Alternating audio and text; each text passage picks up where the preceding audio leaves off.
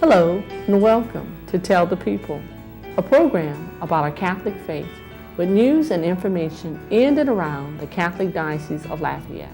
I'm Stephanie Bernard. In today's show, Trista Littell has an interview with Father Kevin Bordelon as the new Director of Vocations and Seminarians. Father Michael Champine's talk is about the commandments in this segment, what it means to be Catholic. And in a conversation with Bishop Michael Gerald, Monsignor Richard Green interviews Bishop Gerald about Catholic schools. And now, Catholic news on the September 11th weekend.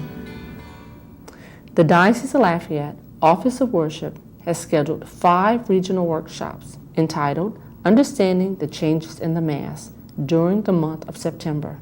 The purpose of the workshops will be to explain the changes in the New English translation of the Roman Missal, which will be officially implemented beginning with the first Sunday of Advent, which will be on November 27, 2011. The next workshop will be held on Saturday, September 17th from 9:30 to 11:30 a.m. at Our Lady of Perpetual Help Church in New Iberia. Another workshop is scheduled for Saturday, September 24th from 9:30 to 11:30 a.m. at Assumption of the Blessed Virgin Mary Church in Mir. The last 2 workshops will both be held on the grounds of Our Lady of Fatima Church in Lafayette. One will be from 6:30 to 8:30 p.m. on the evening of Thursday, September 29th, and the other will be from 9:30 to 11:30 a.m. on Saturday, October 1st.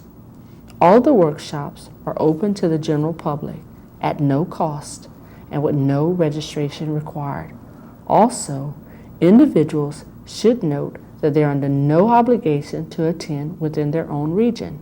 They may attend any workshop which is convenient to them. Authentic Femininity is the theme of the first annual Woman-to-Woman Catholic Conference scheduled on October 15, 2011 at the Cajun Dome Convention Center in Lafayette.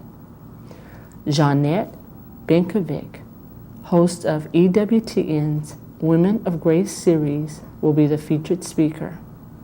Women ages 18 and above are invited to attend the conference. Doors will open at 8 a.m. and the day's event will culminate with Holy Mass, celebrated by Father Edmund Silva, Theological Advisor to Women of Grace. Tickets are $40 and include a catered lunch. For further information about the conference, to purchase a ticket or make a donation to the Woman-to-Woman Catholic Conference, please visit their website at www.catholicwomensconference.org or call 337-356-6971. The Lafayette Diocesan Office of Justice and Peace has scheduled its 11th annual Campaign Against Poverty workshop for Saturday, October 29th. The workshop will be held from 9 a.m. until 2 p.m. inside the Immaculata Center in Lafayette, located at 1408 Carmel Drive in Lafayette. This year's theme is God's People Can Wait No Longer. The $15 registration includes lunch, refreshments, and display place if it is needed. The workshop constitutes 3 hours of catechist certification and is ideal for teachers from both public and private schools. Others who will find it beneficial to attend the workshop includes those who serve the poor and needy. This year's workshop will feature a keynote speaker, Mr. Tom Costanza, Director of the Office of Justice and Peace for the Archdiocese of New Orleans.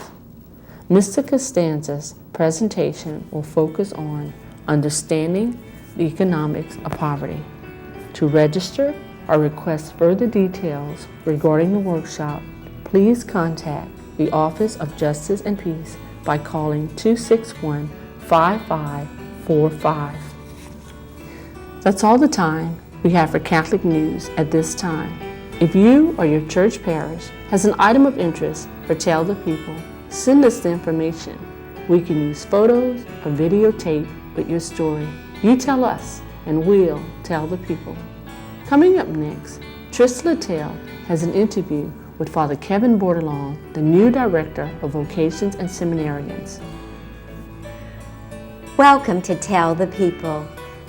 I'm Trista Littell, the Assistant in the Office of the Pro-Life Apostolate, and with me here today, I have Father Kevin Bordelon.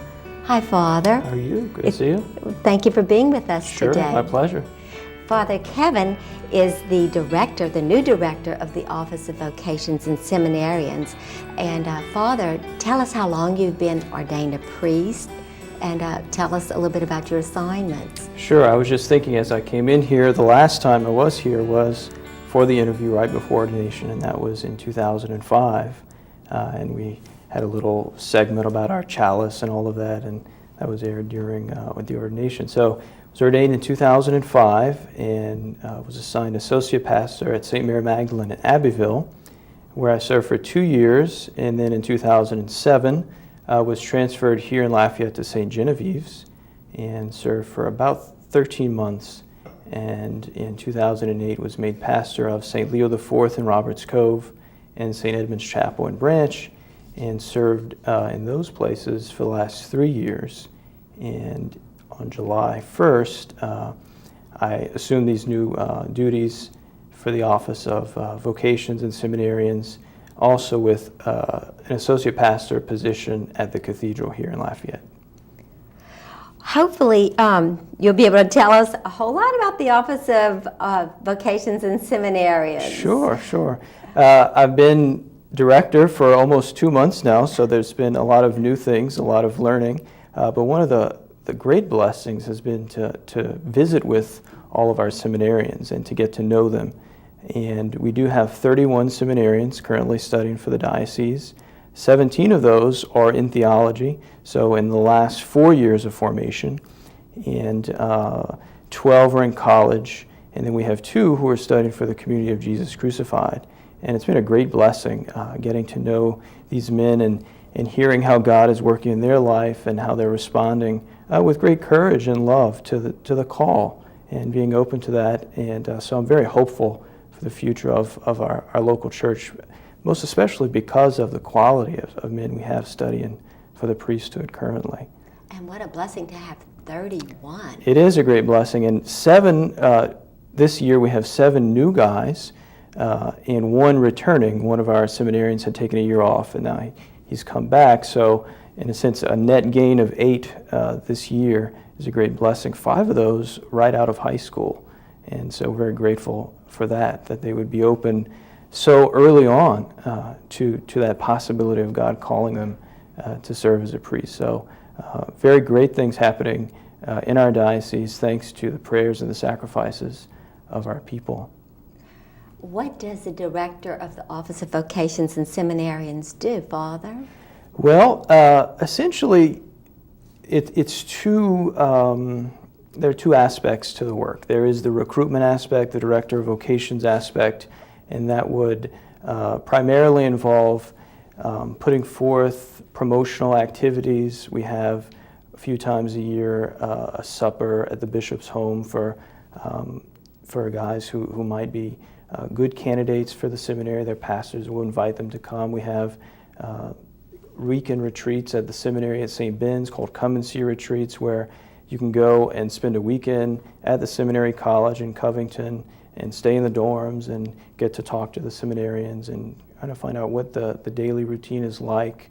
I'll go out and give promotional talks to various groups, to the Catholic schools, offer Mass at the Catholic schools, and then give talks. So there's the promotional aspect, and then providing materials to the parishes and those kinds of things.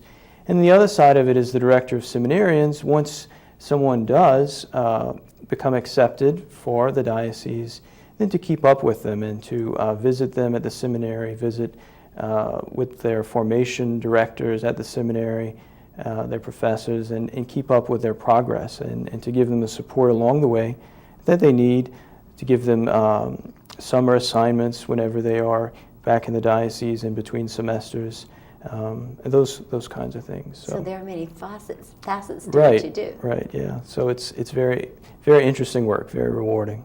Now you have a retreat coming up next week, the Life Awareness Retreat. Would you tell us a little bit about that, Paul? We do. I mentioned some of the other activities we have throughout the year, like the Come and See Retreat, and that's geared primarily towards helping someone discern the diocesan priesthood, the vocation to the parish priesthood.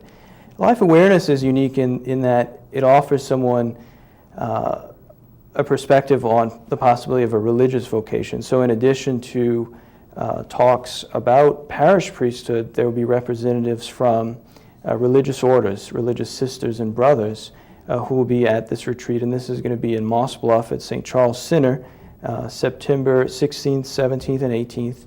And so this is open for young men and young women, 17 through 35, I believe, who are considering not only priesthood but religious life as well. Do you have any new ideas to fulfill your role as director? Is there anything specific that you'd like to talk about? Well, first of all, I want to thank Father Aaron Melanson for his many years of faithful service in this position. I was actually assigned with him in the summer of 2002 when he was pastor in Loreauville as he began his time as director of vocation. So he really spent a long time in this position and did a great job for us, and has left me with such a great group of young men to work with. And so I think he really has laid the foundation that certainly I want to continue doing the things that he has been doing, and as we see, they have been working in many ways. Absolutely. I say one possible new thing would be perhaps more presence on the internet, using Facebook and those kinds of things, as we have our younger people look in that direction primarily before they make a phone call to the office, and so to be more present in those areas. Well, that's a valuable tool. We are so grateful for our new website, for sure. Father, we thank you for all that you do. We will certainly continue to pray for you and all of those that God will call to the holy priesthood. Great. Thank you Thank for being you. with us. And thank you, folks, for joining us today on Tell the People. Thank you, Trista and Father Kevin. Coming up next, Father Michael Chapine's talk is about the commandments, in this segment, what it means to be Catholic. Good morning, and welcome to Tell the People to what it means to be Catholic. If you're just joining us, we're treating the Ten Commandments in particular. We had a little section on the commandments in general as part of our life in Christ, living the Christian life by way of human acts, and getting the determination of those acts by God's revelation. The Ten Commandments is our special focus now. We're looking at the third commandment. The third commandment, both in the Exodus 20, chapter 20, verses 8 through 10, and the delineation from the book of Exodus, as well as in Deuteronomy chapter 5, verses 12 through 15. In the Old Testament we have, remember the Sabbath day to keep it holy. 6 days you will labor and do all your work, but the seventh day is a Sabbath to the Lord your God. In it you shall do no work. So this Sabbath, it was a Sabbath rest, was required in the Old Testament on the seventh day. The Lord worked for 6 days. On the seventh day he rested. And God's action, because man was made in the image and likeness of God, God's action was supposed to be the prototype, supposed to be the model for man's action. And so man would work for 6 days, and on the seventh day he would rest. It was really allowing God, the Creator, to be Creator, and Provident Father to be Provider, and the creature to be creature. It was to work and labor as God worked and labored in the creation accounts in the book of Genesis.